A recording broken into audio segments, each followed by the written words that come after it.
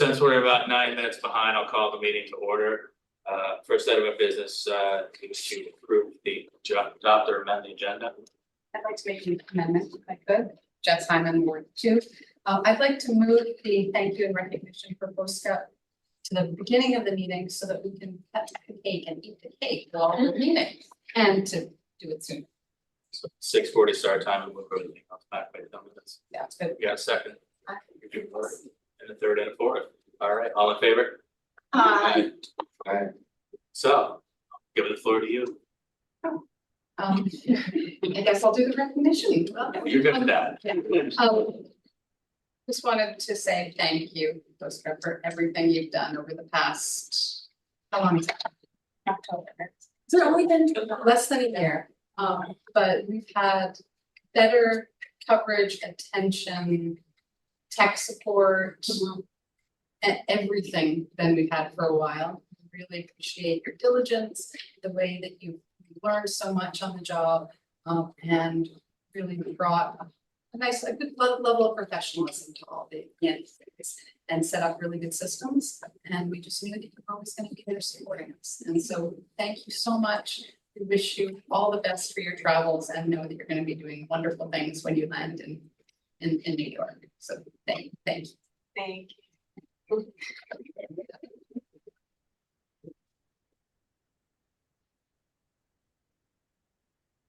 And there's cake, there's cake for you too. So you can, at any point during the meeting, now that we've made the announcement, folks can eat. Maybe Ryan should acquire privilege for the purposes of cutting the cake. Take a 5-minute recess. Sure. Favor? Alright. Take a 5-minute recess for the purposes of cutting cake. Maybe I'll take a photo of it because just it's such a little cake. So now that we're wrapping up the cake break, I guess we can go around and move into the introductions and announcements. And then from there we'll move to public forum. I'm Chris Hazley. I serve on the Ward 3 and I'm facilitating this meeting. In terms of announcements, Saturday afternoon, 12 to 8, down at the A-Dog skate park will be A-Dog Memorial Day, 11th. So get down, get out, build community, have some fun, just some skating. Go left for a change. Where's that? On the waterfront skate park. Waterfront skate park. And there'll be music and DJs and food and fun times. What day, what time? Saturday, August 31st, from 12 to 8. 2 days. Recorded by CCTV. All right, Chris, is someone taking minutes? Yeah, that's a good question. Yeah. Anybody want to volunteer to take minutes? Probably should have take minutes. Are we recording? I'll do it. Thank you. Yeah, so just let it. Yeah. Right, thanks for catching that. Yeah. Did that. All right, so my name is Romeo. I am a member of the Ward 6 community members, and I serve in the marketplace construction here in the city. I work for Green Mountain Transit as the station's customer service supervisor. Day-to-day operations and being directly involved with pretty much everything. I'm Charlie G. I think most people in the room know me except for the two women on the end there. I actually know you, so I did know again, so there you go. What happens when you work for the TV station? So I'm Charlie G. I live in Ward 2. I may or may not be on the steering committee next month. Trying to recruit people. So I'm trying to get the number up to 6 so that I don't have to be on the steering committee. But the good thing about this whole process is even if I'm not on the steering committee, I can still go to all the steering committee meetings, all the NPA meetings, etc. It's just when it comes down to a vote of the steering committee, I can't have a vote. So I can be just as involved as I would like to be, except for actually voting. I may or may not be on the steering committee for Ward 2 in the area in the future. Thank you. My name is Charlie Messing. I a musician, writer, entertainer, part of I'm the, one of the steering committee. Ward 3. Yep. Right?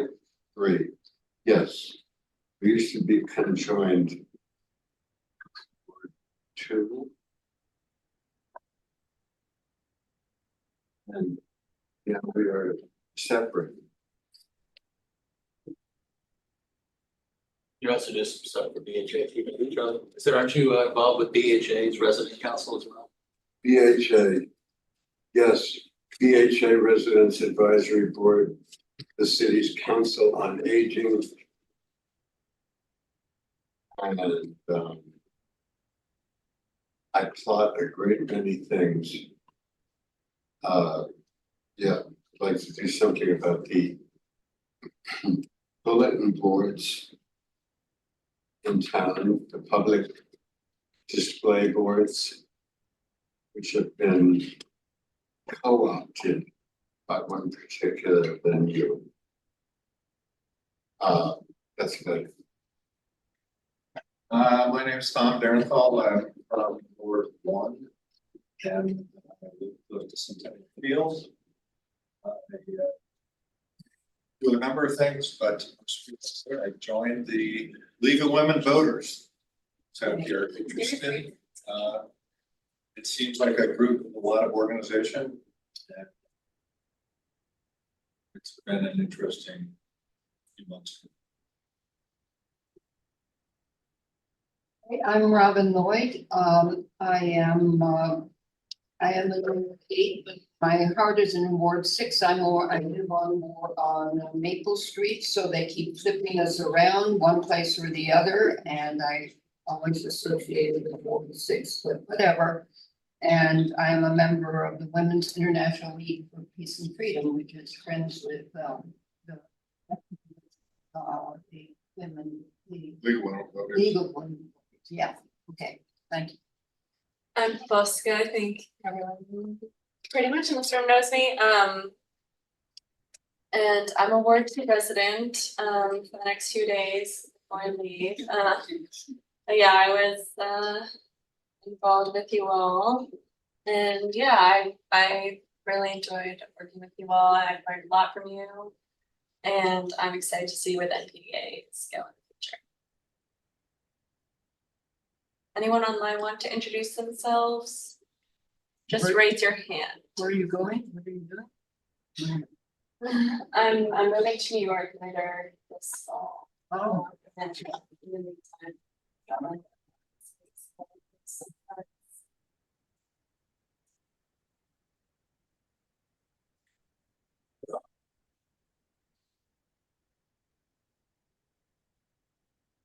Go ahead, Carol. Hi, I'm Carol Livingston. I'm from Ward 1 along with Tom Darenthal. In addition to being on the steering committee for Ward 1, I also am a member of the Friends of the Fletcher Free.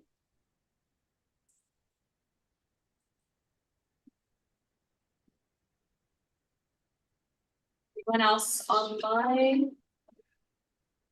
Raise your hand so I know you'd like to talk. Is everybody else there? We're gonna continue.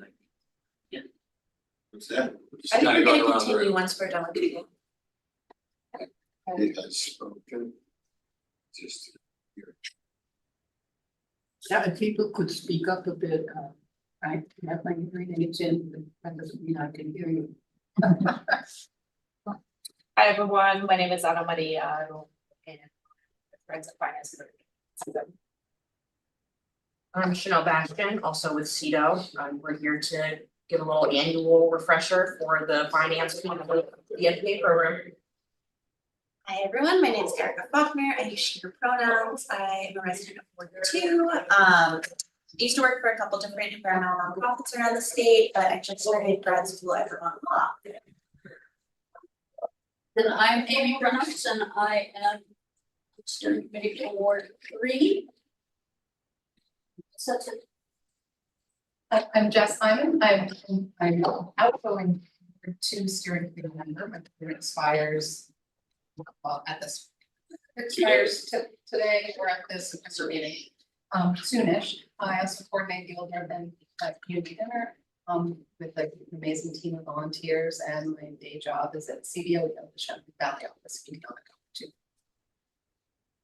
I'm Brian Pine, I'm the director of the city's Community and Economic Development Office. So I'm here in that capacity. I'm a representative just Ward 2, but for almost 40 years I've stayed in Ward 3, so it's gonna take a while. My name is Nancy Harkins. I live on Cooper Street, and I'm in Ward 6. And one item I just wanted to bring up tonight, I gave Chris a heads up. Tiff Lindley reached out to me about the Green Mountain Transit service cutbacks and wanted to know if the MPAs were interested in coordinating any kind of a public forum on the impact to residents and providing feedback. She would be willing to help us pull that together. So if any other board is interested, I think it's something, it might be a little bit more effective if we did it together rather than trying to have it in our individual boards, but just let me know if you're interested and I can work it.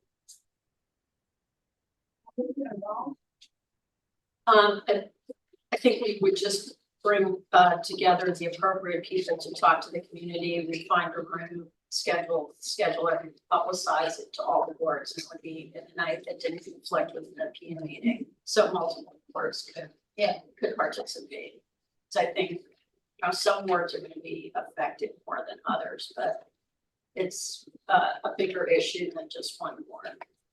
Did Representative share the timeline? No, she did not. But the Romeo can tell us, I mean, the changes are not gonna take place for a good. Right, so it's like in succession, Yeah, starting, again, I don't want to speak about. Right. But it's on a draft as I understand right now, based on this release Yeah. as of yesterday. Yeah. It starts October all the way through the end of next year. right. So there's a pretty long timeline of when the changes are occurring, and nothing is written in stone. They do want to get public feedback. But from what I could tell, they haven't scheduled any of the public feedback sessions, so. I think one thing I'll put in is that it'd be great if PS reach out directly to GMT, and because GMT is a public service Right. organization, actually have management show up at these Right, specific NPAs to kind of address these issues. right, I think that's what, Like number one, Williston passes through Ward 6, Ward 1, Ward 5. So depending on what line it is that are affected the most, depending on how it's starting, it'd be great to hear it right in front of them. Right. These meetings. I'd be interested in helping. I'm pretty busy right now, so I don't wanna overpromise my commitment, but would be interested in putting it to it. Yeah. Yeah. So, and what we're working. what to, Word to. We're doing introductions, so you're up. Okay, hi, I'm Stella Searfield. I am junior at UPM, Ward 8, so, yeah, I got involved, I worked on Eric Broderick's campaign, so it's Ward 8 City Councilor. I was a big part of this campaign, so that's why I'm here. I represent the student voice on NPA, and that's what we did in City Council. Yeah. We have cookies over here. You can have my In cake. honor of, in You can have my cake. honor of Bosco leaving us. oh, you're leaving? Thank you. I had a good kindergarten teacher that sure. I did. She is the one. Well, she's sharing that item. I just wanted to add a comment about the GMT cutbacks in that for those people who are going to participate, that you should know that GMT is not a for-profit or not-for-profit corporation. It's actually chartered as a municipality instead. So just municipality. I mean, it's like its own town. Yes. Essentially. And it has its own charter, and so it's limited by whatever that charter says. It has. You want A couple, yep, just. So Director Pine has some and CETO has a couple Well, of. the first thing is just to assure you all that we're on it to replace, not replace, that's not really the right word, but to fill the position Fosca is vacating on tomorrow. We're working diligently to have that, to get that done, but in the meantime, we will provide staff support. I can't say exactly who will support which NPA, but there will be staff support for NPAs. It'll probably be shared among several people. I know that Ana Maria has agreed to support a couple of them, so we're gonna divvy it up the best we can. And hiring can take, it's the quickest it is 4 weeks usually, but more likely 6 to 8 is probably more like it usually to get through the hire. So, yeah. I know it's probably not something that could change now, but would you consider making it a full-time position in the future? We did increase it to 30 hours and we're moving from and Fosca, this is unfortunate because Fosca's leaving, but we turned it from a position that was classified as temporary, which means you get no benefits, no paid leave, none of that, to a position which is regular, which means it gets full benefits, prorated leave time, 30 hours. Sounds like CETO's learned a few things, a little bit. We've been working at it for a while. So that's where that stands. There's a community safety forum that the administration is holding next Thursday, the 5th, starting at 5:30 p.m. in Contos Auditorium. Can't really say a whole lot about it, except that it's a forum focused on efforts to address community safety. How long is that scheduled to run for? It looks like it's 2 hours. I have maybe 5:37, it's 90 minutes. So is it gonna be similar to formats in the past where we have to hear from a number of speakers, or what's the format? I don't know the format. I think it's gonna be the mayor presenting and maybe some members of she calls perhaps a task force or group of advisors, community safety. And she'll have the report out for that. Yeah, exactly. And I want everybody to know, it's sort of more of a hold the date, but it's a firm thing. It's the Memorial Block, this community forum. And then it's on Wednesday, the 18th of September. It's at Fletcher Free Library from 5 to 7. That's what I have on the calendar. It goes to 7:30, but that's the block of time I have. The 18th of September. What's that, the Memorial Block? Memorial Block Community Forum. It's they held at the library. And there will be a Zoom option. Say that again? I believe there'll be a remote option. I think so. I believe so. I believe the library is pretty well set up. What's the date for Sandy? Wednesday, September 18th, Fletcher Free Library, 5 p.m. to 7 p.m. That's that one, but for community safety, it's next Thursday, the 5th. That happens here. That's That's Convoys, yeah. All right, thank you. And we'll be in touch with each steering committee when we have the assignments figured out for staffing in the interim period. Just want to reassure folks so that after Ana Maria and Chanel speak, they can tell you that. So. Is President Pine gonna be in the mix? I'm sorry, say that? Is Nate in the mix for that? Zach Nursinger, yeah, Zach will be helping out. Yeah, he'll be covering yours next week. He'll be covering, awesome, yeah. Have they released the speakers for next meeting? Well, it's gonna be. No, I don't think so. Yeah. It's on the city calendar, but there's no document. Yeah, So look, dated probably Monday. Yes, that's right. Yes, Tuesday is Monday. Well, yes, I just wanna say that for those of us who are not hearing well, it would be a real help if everybody could speak up. Right. And it's Yes. really easy to forget them. And I like sweep by so that I keep it hearing aids. Next time over to the front, getting as many of them. On the test? On the Yeah. yes.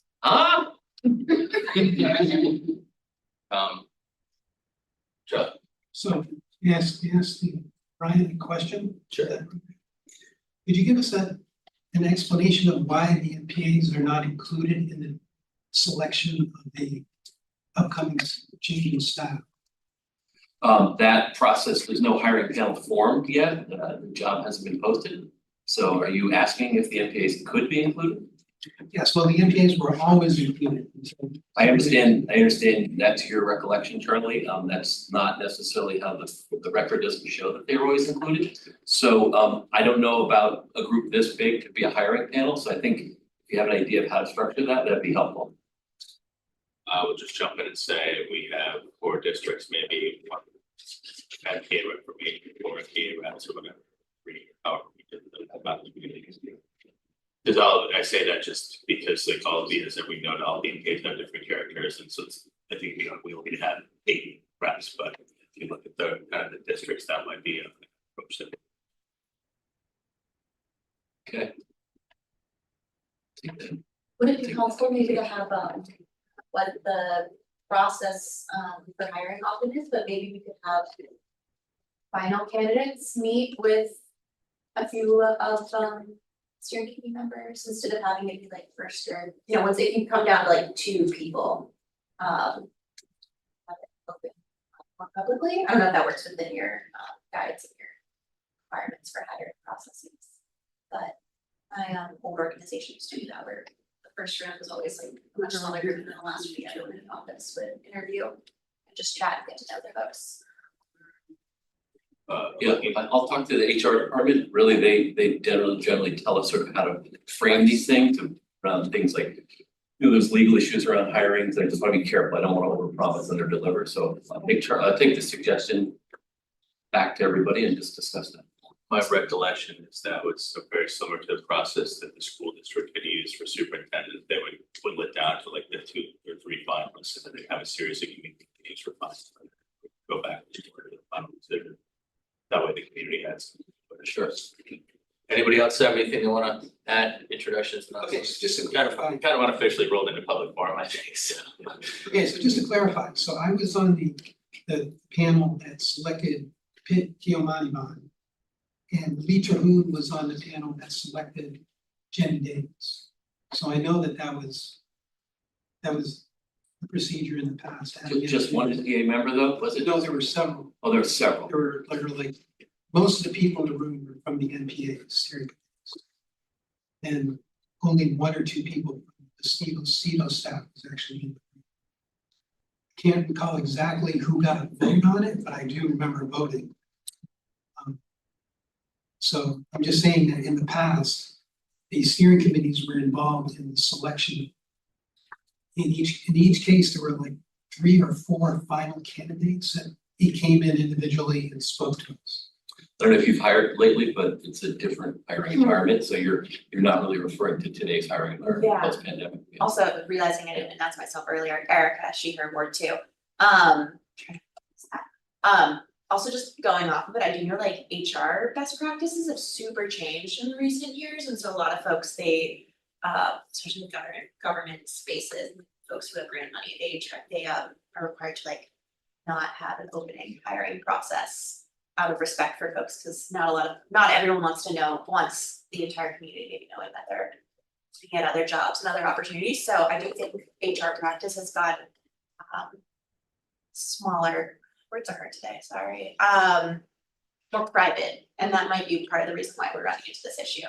But I appreciate the sentiment, but it's not like I'm against it. I just No, want to be careful definitely. not to, legal again, are overpromise. best practice for Yeah. something. One thing I will mention, and I don't know if this is something, Bosco, you just opted to do, but I thought it was really helpful that you met with each of you said you offered to meet with each NPA. Yeah, I think that was a suggestion, to start to understand better how to support you all, and a big part of it is like working on those relationships with steering committee members and building trust, and so I put those in my notes, I put that in my notes to Great handoff notes, Um, so very thorough. No. That will be in there. It's a Yeah. great point. Yeah, I think that was very helpful. Yeah. Yeah, there are items for introduction and announcements, public forum. Anybody officially for public forum? What Anything for officially you want to say for public forum there, Charlie? officially? fix all the sidewalks. Could you, I mean, in terms of audibility, could you take a breath before you start talking? Because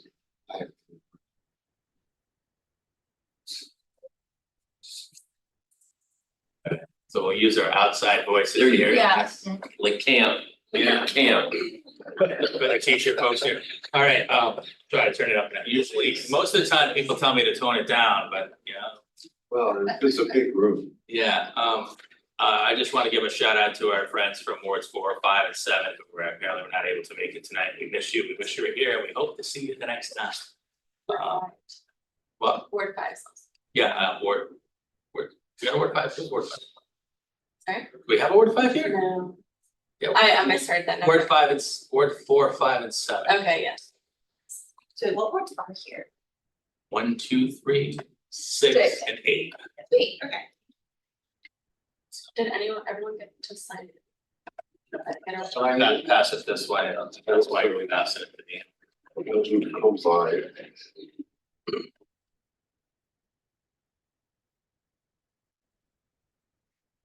All right, I guess at this point, only 25 minutes behind schedule, but hell, we'll.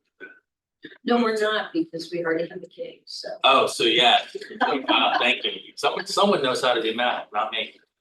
Yeah, so without further ado, we'll turn it over to folks at CEDO to give an update on the funding stuff, and really happy to have it here at the front end of the fiscal year, so awesome.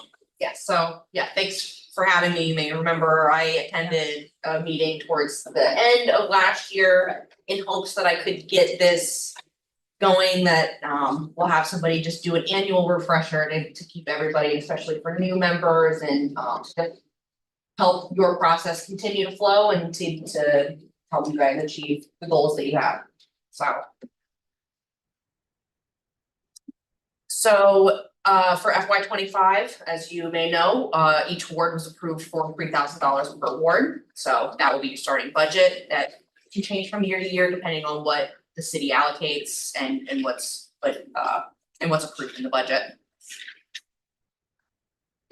These are the general rules for use of city funds, and this information can be shared with you all. I'm not sure if you have a shared document resource or however that works, but I can make sure you guys get a copy of this. You can look at it. And you can look at it when you're ready for it, right? When you guys are ready to make a purchase.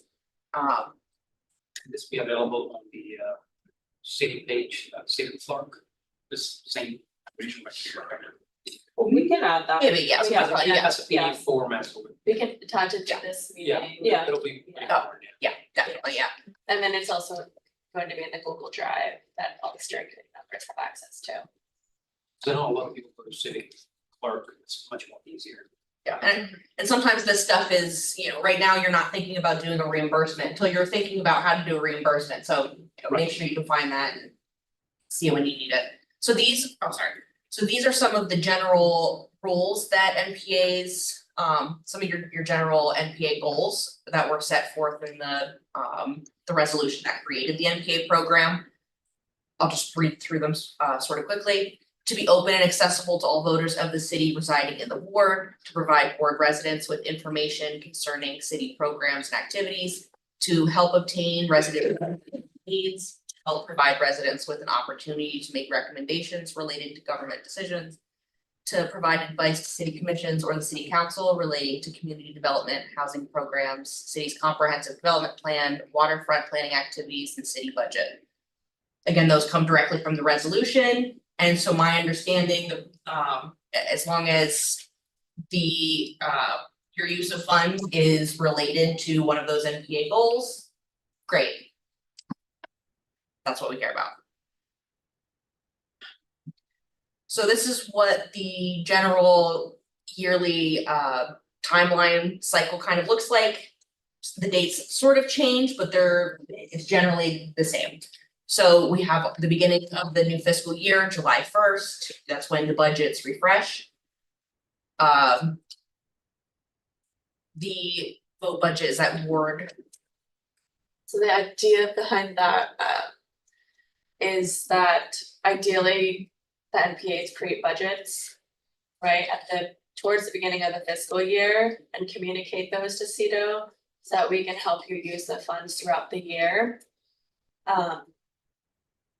More efficiently and effectively than if you said to use them all in May or June. And that way, if as an NPA, you think about it at the beginning of fiscal year, you can vote as an NPA on how to use those funds, maybe as early as October. And so then you're prepared to start using those funds because you have approval of all the NPA members, because most of the bylaws include that as, you know, you have to vote on these funds. That way you have that in place so that you can then start to use those funds throughout the rest of the year.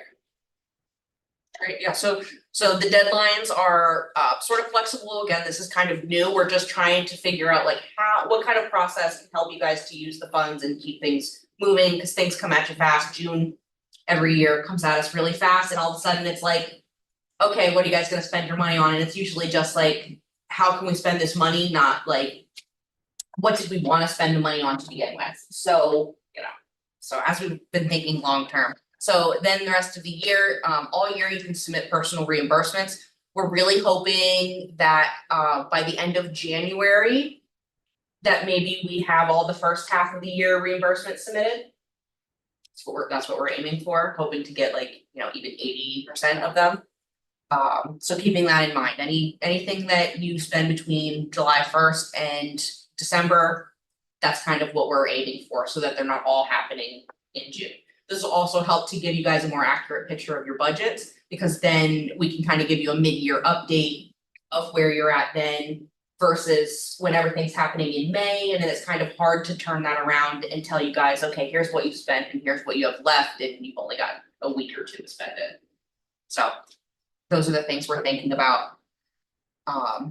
And again, so then everything is due by the end of May, and then for June expenses, those are kind of case by case basis to see how we can squeeze those in with your budgets and the remaining timeline.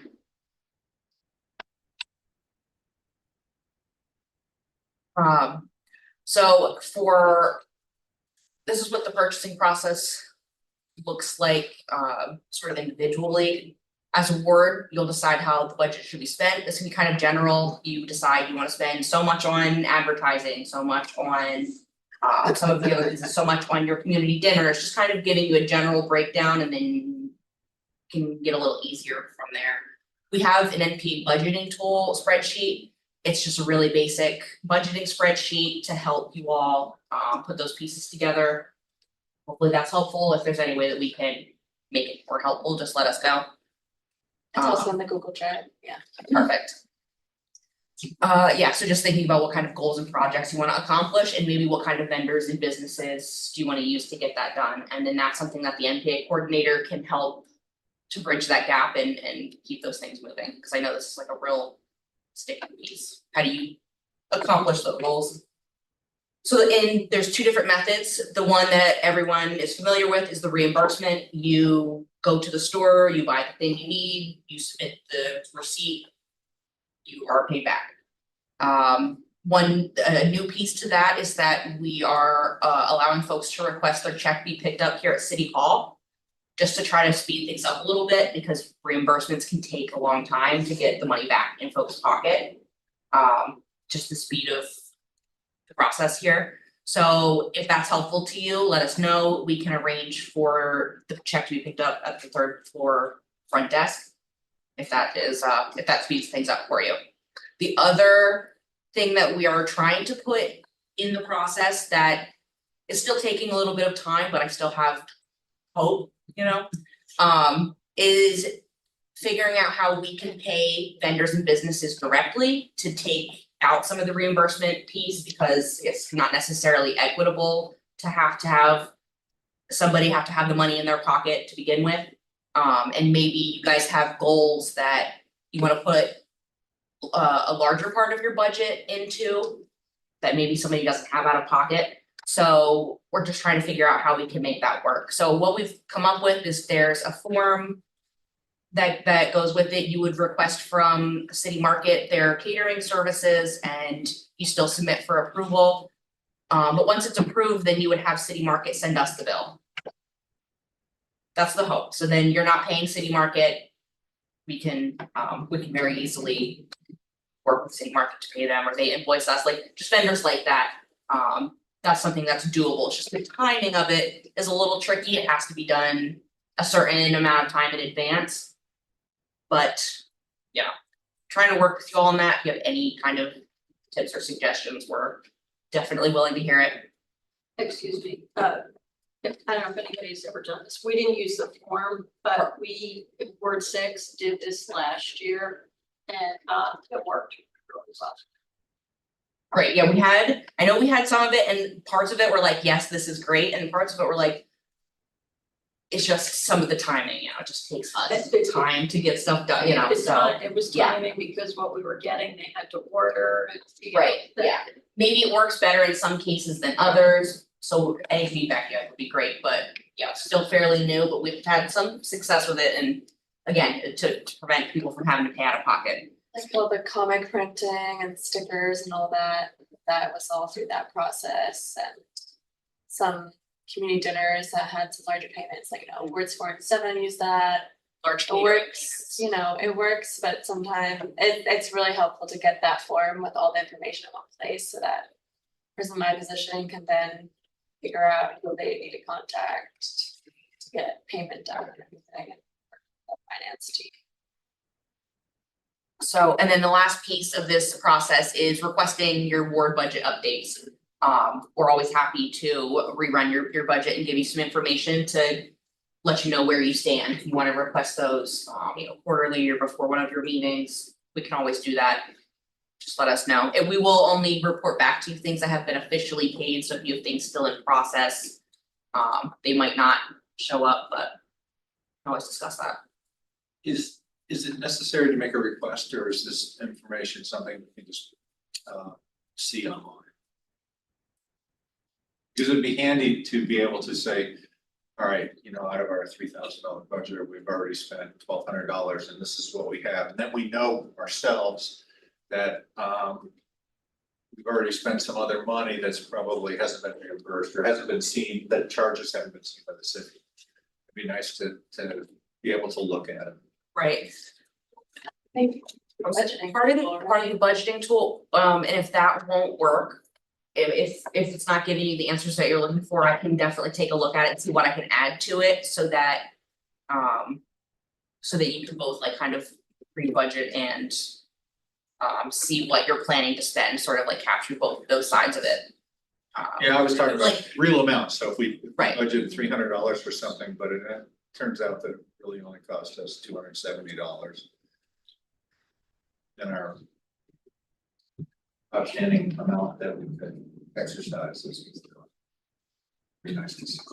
Right. Yeah, one thing that's worked well is just to have a designated steering committee member who's the treasurer, who's comfortable with spreadsheets, who can either keep track of it independently or can manage that budgeting tool. And then that way they can share the information with the rest of the steering committee members, and that's worked well for wards 2 and 3 for the years. Okay. Yeah. So I could make an observation as well. So I welcome the fact that you're emphasizing the time and the deadline, et cetera. But as you can see, the way this is set up, the NPAs really only have 7 months that they can spend money, because you can't spend anything in June, July. Basically, if you're not approving your budget until October, so you can't plan an event or anything in June, July, August, September, or October. So you're really limited to spending your money over a 7-month period, which basically completely excludes anything that happens during the summer. So you really can't do anything like summer barbecue to do, updating. I don't think that the city's mandating that timeline. I think that we still could bring on July 1st, the NPA could spend all $3,000. It's I think, am I correct? And that was just a suggestion for like a deadline of by this time. Those decisions would be made. Right. Yeah. So I think it still leaves the freedom for the. Yeah, that's true. For that decision, but I think history has shown that we aren't always really good at making those decisions early in this year. I would think that, since the CEDO folks have brought us up, someone wanted to do a barbecue at the end of July or early August, work with you guys to get advance and once get released, then we get it throughout, like, maybe turn it. Probably requires some advanced planning to get the ducks lined up and go. Right, yeah, that's something that the next NPA coordinator, they can help with when, if they have enough information and, you know, we can like work to see how we can make that stuff work. And I think generally like this timeline that we worked on as kind of like an ideal like guideline was understanding that most NPAs don't meet in July or August. And the first meetings that they have during the fiscal year are only in September. And then if we were like, oh, you should have a budget by the end of September, that gives you your first meeting of the fiscal year. So, I mean, yeah, like if, like others have said, totally figure out your budget on your, you know, first meeting, last meeting of the previous fiscal year, like 6 months ahead of the fiscal year, whatever you want. Overachiever, it's Yeah, like yeah. planning in June. You're really organized and planning. Could we clarify, so who has the authority to authorize the spending of money? Can the steering committee make that decision totally by themselves? Or is a vote of the General Assembly required? Or is it just based on the bylaws? It's based on the plan. Based on, So each NPA has different rules. A lot of the NPAs in their bylaws say that within the last month of the fiscal year, the steering committee members can decide how to allocate the remaining funds. But I think most of the bylaws otherwise say that, you know, it's up to the NPA to vote on how to use funds, but that would be specific to each NPA. The 3,000 is finite. What's a barbecue cost? Is it finite at all? Do you ever have one? How much was it? It's a good We question. have on Ward 1 and it's finite. We bring so much material and we have yet to not have enough for the people who show up. I went to the one last year, Schmetz. Yeah. It's a great event. So not where we don't attract, you know, hundreds and certainly not thousands of people. But the people who are there usually have a good time, there's plenty of food, and it's not a huge expense. It's big picture, it's pretty moderate. Well, big picture. 3,000 is the big picture. You could consider splitting it with another ward too, if you wanted to go in together and then split the cost, that always makes things a little more doable too. Yeah, I think our last barbecue, the budget was less than $200. All right, so yeah, we're not talking about huge. Could we, Huh? could we move on from the conversation of barbecues just in the interest of getting through the meeting minutes? Yeah, we can take some more questions after the end. This is just an example of the budgeting tool, again, was just something in hopes to help us get some information to help you guys spend the money. This is an example of what the direct payment form is. We basically just need who you're looking to pay, what your name is in case we have any questions, the award, and then your itemized request. What is it that you're requesting? And you can always request an estimate. So if you're requesting like a catering service and you want to have that approved by your ward, whatever, however that works for us. Then we'll just get the exact invoice from City Grid. Yeah, when you're voting on things, you know, always better to like over budget towards something. And this is the example of the reimbursement form. Both of the forms are also available in a fillable format. So if you want to fill it out online, send it to us electronically. That's preferable. That's preferable. But it's also printable, so if you need to print it and fill it out and drop it off, whatever works for you. What's the address To send it to? Yeah. I'm not sure where they're gonna be just yet. That'll be in the coming days when they say who the NPA coordinator Okay, or so who it your goes contact's gonna to be, the but NPA it'll be that coordinator. person. I Yes. thought, I wasn't sure if it went directly to you guys on the finance side. Now it has to, because we still need like your approval first before it even comes to us. So, yeah, that's that piece. It's gonna do an amazing job at this year, so I just have to say that. You guys spent most of your money. Yes, it was wonderful. So this is some examples of some eligible expenses, childcare for meeting attendees, that's happened in the past. What can happen is cash to an individual person or family as a donation. So those are just a few of those. Questions?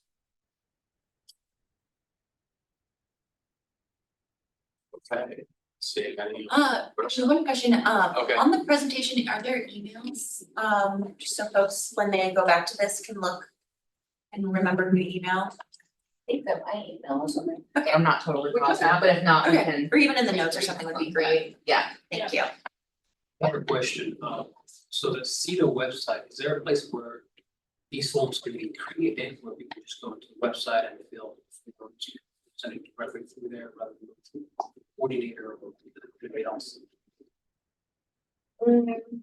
Not right now. I mean, I see what you're saying, I really like that idea to just submit it as a form, the problem is there somebody on the other side of that, like receiving and checking those Just forms every week? direct, But I, that is a really good idea. yeah, like once you fill the form, Right.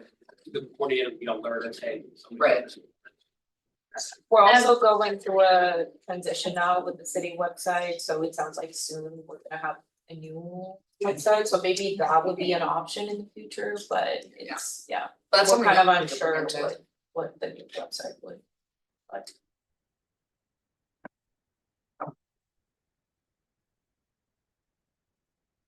okay, Alright, any other further questions about the finance procedures? yeah, and if you guys have any questions, you want us to come pop into one of your board meetings, we're happy to, if you want us to come in and help do like a budgeting session or something, or sit with you guys, just let us know. Thanks for Thank you. offering. Yeah, I'm more last one. Oh, yeah, go. This is gonna be up on the Google Docs. Spot up.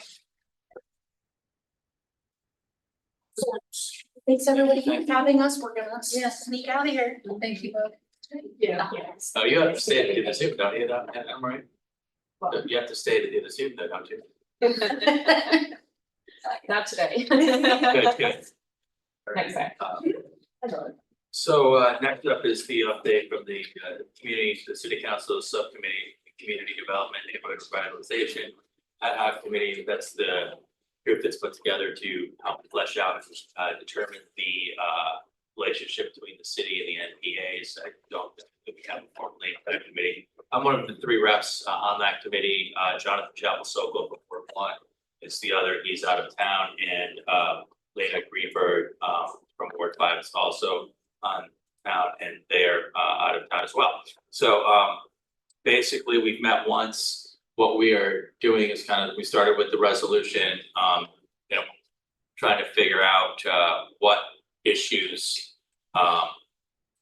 the city has to come talk to us about. And I think we saw some of them on the presentation here, right on the resolution, like the housing, the development plan, but there's also ward specific. So for example, the folks in Ward 1 said, well, anytime, there's something involving the medical center or the university, we want to be consulted on that. So I would encourage all of the other wards to start thinking about that, figure out what are the hot button issues in your specific parts of town and the items that you feel the city should check in with you on, and let us know. We'll get that done. The biggest thing that came out of our original meeting is we learned a lot about prepositions, the difference between from and within. As in the NPAs are independent from the city, or the NPAs are independent within the city. So the jury's out from that. We're getting a lot of feedback that the NPA folks are feeling that we're independent from the city. We are also fortunate in that one of the people who authored the resolution, former city council, still actually lives in the city. So thinking I'm probably gonna go speak with that individual to better ascertain what the intent behind that was. But we have representation on that committee from Jillian Nanton, who I think is the assistant director of CEDO. Yeah, assistant director And- of community engagement, neighborhoods and workforce. And bad titles, and Eric Ramakrishnan, who is from the city attorney's office, and the committee's being chaired and led by Councilor Newbus, who's also chair of the city at ours. So if you have any thoughts or opinions, let us know. Erica. Yeah, we've seen a lot of folks on steering committees feel that the NPAs are independent from the city. Do you have any like hard data or facts to back that up? Has there been any like official surveys within the steering I don't think committee? there's been any Or good just- surveys, but I've gone back and talked to people who were here when they founded them, and they're pretty clear that that's what it is. But, you know, I do respect that other people have different ideas, so. What's the process for the ad hoc committee, both to collect information and also to share out your recommendation with the larger all boards? That has not yet been determined. We've had one meeting, so what we're trying to do now is get the information together, and then when we have another meeting, we'll be having that. But my thought is there needs to be some, once the work comes through, it does need to go back to the individual NPAs for review and probably some approval. Yeah, and I think it would be good for the ad hoc committee to get to have a more formal process for it, because you asked for us to share ideas with you, which is fantastic, but it'd be nice if there was a deadline for that, or if the ad hoc committee is set checking in with each ward, just to make sure, especially since it's hard to get all the wards to really participate, and so it would be nice for there to be a more formal process for getting information from all the different steering committees, and then also reporting back to them. Yeah, we've only had the one meeting, and initially there was thought that we would through the summer, and those of us from the NPA said, like, yeah, that's not a good idea, because the NPAs don't meet in the summer, and we really wanted to make sure that we had that opportunity to come back to the NPAs and get feedback there, so, yeah, it's been interesting. What's the overall timeline? Was there a deadline for the subcommittees work? I don't think that that's Yeah. been determined. Which we haven't So even, there's we not- haven't even got to our next meeting yet, so I'm just the rep, I'm not the chair on that one, so. Okay, thanks.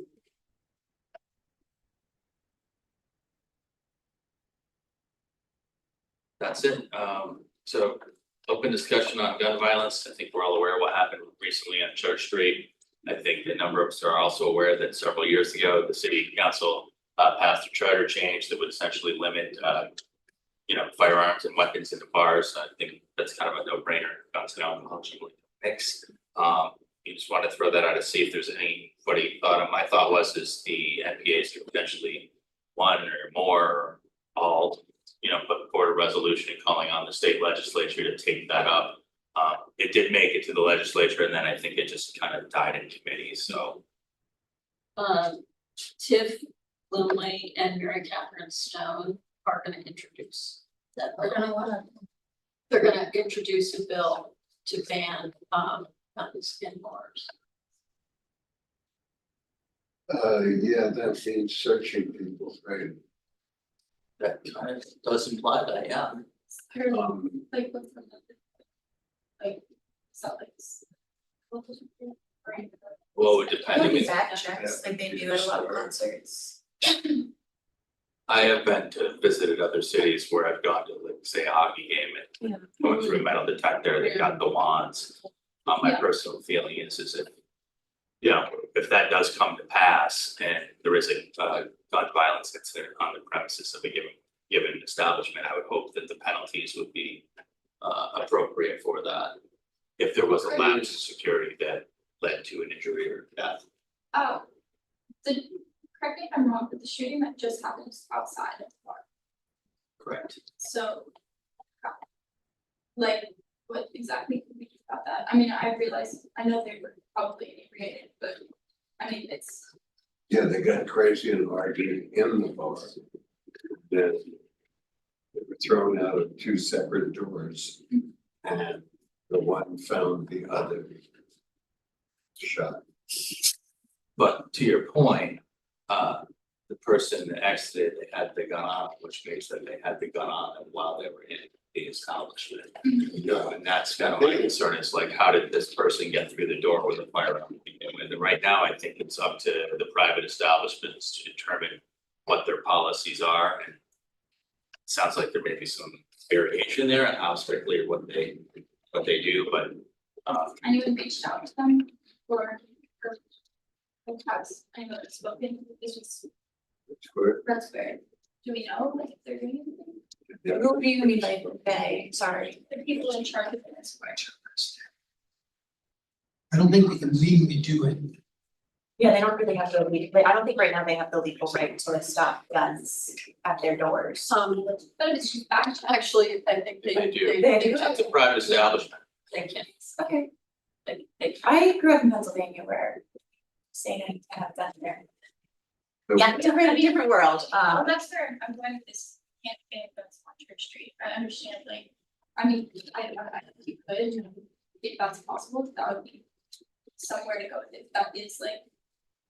That's more along the lines of like a rights issue of like, we can't ban guns everywhere, and if we try to do that, and like, I feel like. Even banning guns, like if that's something that we try to do, we come far, unless like it got a lot of support, it could get a lot of negative feedback, because. I mean, in Burlington, we are like this one part of like people that are of like the liberal faction of people that don't like guns, because for the last like 20 years, we've had school shootings, but like the rest of Vermont, like I worked for David Zuckerman this summer, and it was like. The rest of Vermont is very rural and pro-gun. So I'm saying like, if this got out of Burlington and people didn't like it would get negative feedback. So it would be a charter change, which would be specific to Burlington. Yeah, I what think it would be. What I will say is, putting on my marketplace commissioner hat, I've talked to a number of people, anecdotally, to your point, I know I don't have any hard and fast data on this, but anecdotally, I can tell you. There seems to be an increase in the number of people who are feeling like they need to have personal protection, and I've noticed it particularly with women. Those who work in downtown, are working late at night. It's kind of the thought processes as well, you know, we have a priority response plan. If I'm getting to my car in the parking garage and something were to go down, there's no guarantee someone's gonna be there. I need to be able to handle it myself. Some people are turning to, you know, mace and pepper spray. Other people are turning to firearms. I've had a number of people who I would not exactly characterized as a Second Amendment enthusiast be like, yeah, I'll show you what I have. It's kind of surprising, and that's kind of the thought process. And I've also talked to a number of women here in town who had actually had those experiences where someone's ran by and tried to steal the bag off their back, or you know, there's been some kind of interaction late at night at a parking garage here in downtown. So it's a very real concern, and it's kind of sad in the sense that, you know, we've depleted our police force, and now as a result, there's some number of the community feeling that, well, now I have to be prepared to handle it myself. And so it's kind of the, I think, unintended consequence there. So I would push back against being because of the depleted police force, because I think this is a common thread that's been happening across the country with like this is like, I'm hearing similar comments from friends in places where the police force is like at the same level as it has been, and they've been experiencing an increase. I think it's a large part of like mental health issues and drug use and other things. It's like a large systemic issue happening here.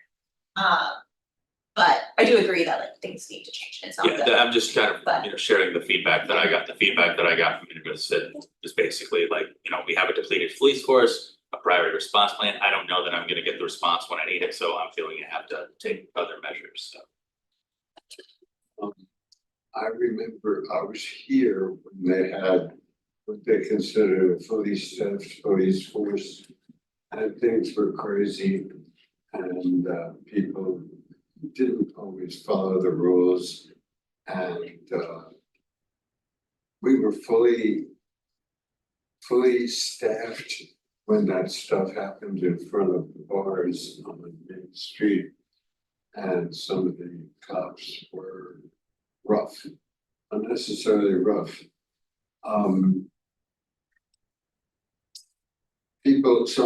When you start out, you think in absolutes, bad people, good people, bad things, good things. It's not that simple. I mean, the police, you get a 23-year-old guy and give him a gun, it's not a great idea. And I was in a building where there was an incident where somebody was shot in their apartment to keep them from hurting. So really pathetic incident, and the city has essentially said that can't happen again. But that happened. And they knew the guy. But yeah, it's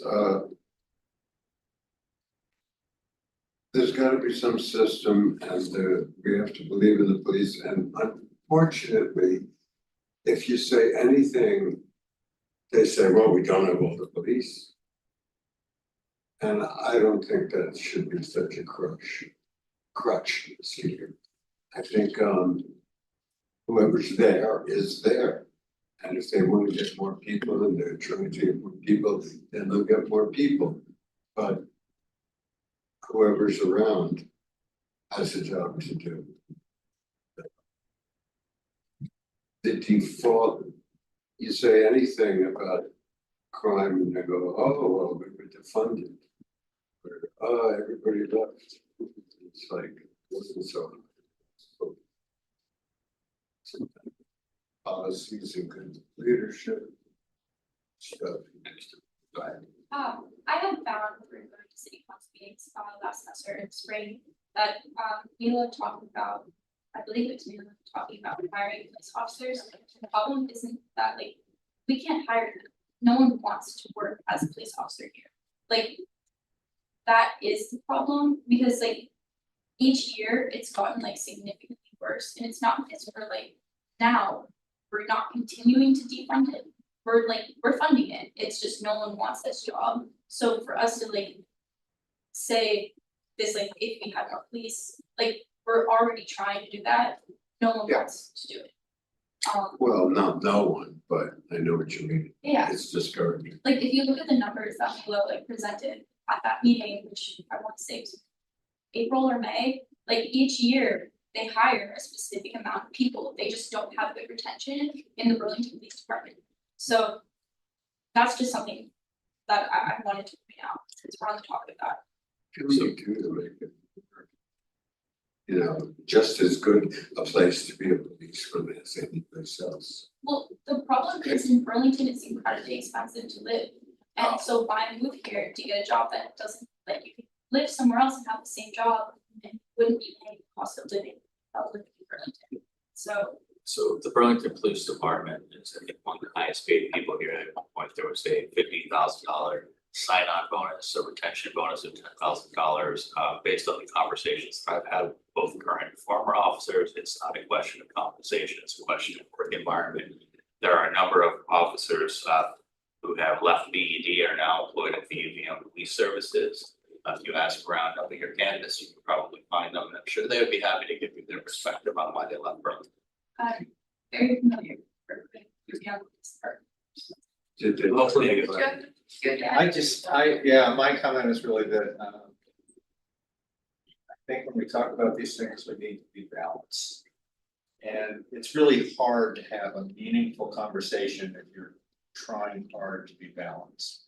It's easy to say that you're outraged by something, or something's underfunded, or that group screwed this up for this reason or that, but it's really, most of the time, there's something closer to the middle that's the truth. And if we seek to try that, I'm not saying that it works all the time, because people, including myself, are very stubborn and won't necessarily hear you. But that would be a step forward to getting us to, I think, where we all want to be. Yeah, so to bring us back to the gun violence issue, it sounds like there's some movement. There's going to be some movement on the charter change. So it's out there if individual NPAs want to weigh in on that, either by way of a resolution or inviting their state reps to come speak to that. I think that would certainly be an appropriate role for the NPA. And if it turned out there was a lot of interest at the individual level, then, we could always look into doing something here at the All Wards as well. Now, I could, follow up with Tiff. Okay. She's, my representative, see if when there's gonna be any communication on that and what support they need from. Okay. Can you repeat that again? Sorry, Tiff Lumley is state representative, and she and Mary Catherine Stone are gonna be introducing this legislation in the coming sessions. So I'll follow up with her and find out more about it and what kind of support they need. And that would be statewide? I don't know what their plan is. It may be just a change, like Chris said, there was a charter change for Burlington, but it got blocked at the state level because the cities can't implement gun regulation on their own. So it may, I don't know if they're planning just on allowing it for Burlington or what their plan is. And also we'll find out more hopefully at the mayor's forum. Still trying to figure out why we have a bureau of alcohol, tobacco, firearms, explosives, but. So in years past, nothing more recent than about 10 years. The NPAs would pick one topic or one thing, and all the NPAs would sponsor like an event, a memorial auditorium or a city hall or something. Just have a wide discussion sponsored by the NPAs. And maybe this is one that we might want to do. I would say because this is like to help have like all the NPAs come together for this, I do like the idea of having this be like a group discussion of like people who are not just the steering committee, but like people who are like regular people that go to the NPAs. Like there's like if I go to NPA a lot, but I'm not on the steering committee, I'd still want to be part of this discussion. So like that here, where like if we had that big event, like something that we could use some of our budget money on to have like a food station or whatever, everyone can talk about like how we feel about this. Do we all want to support it as like NPAs, as like people that are like speaking up in the community or whatever? Like that could be a good way to do it, and like that's a good way to use funds, I think. Yeah, it's totally fall in line with the purposes of the NPA. Any other thoughts or comments people want to share?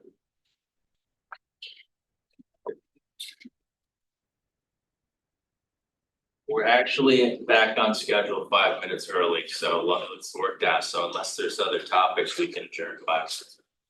I got it. I want to just make an announcement. There's people here that are interested in working in healthcare. Not exclusively to Burlington, but generally, mostly focusing on at a state level. I'm gonna be putting a group together to work on that, and not sure how to get the word out. It's probably gonna be between now and October. And the state is going down a path to what on paper looks like a fairly substantial change to how healthcare is managed and regulated. I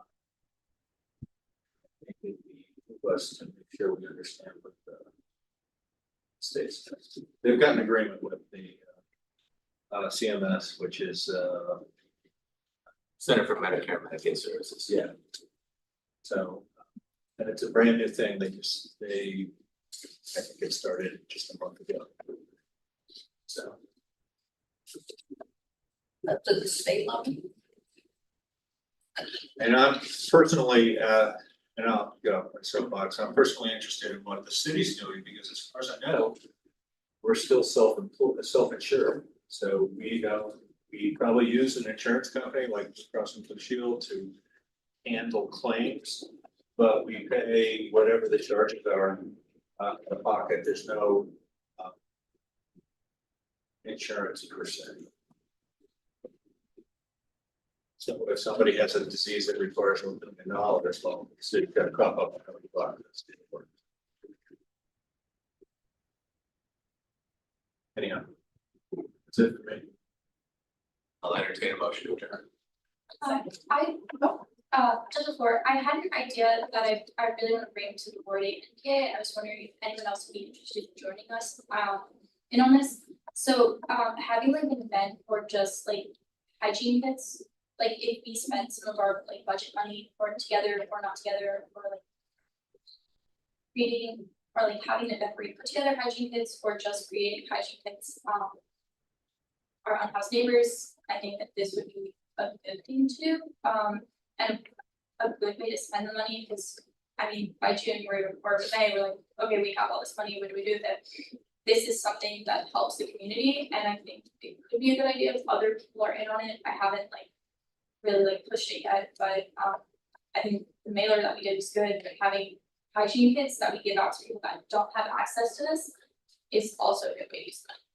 It's a good idea, but it's also against the funding guidelines. Oh. You could get the donations from like the like local places, one idea that might work for you on that is to hit up the hotels for like the half used, the shoulder, toiletries and stuff, like I've seen that done in some places. But there's the private, can't use the funds for private individuals type of thing, which is unfortunate because there are some fun. Could it be like determined as like a giveaway, like how we use some of the funds for, Wait, yeah, can we do that? I don't think we can do that anymore.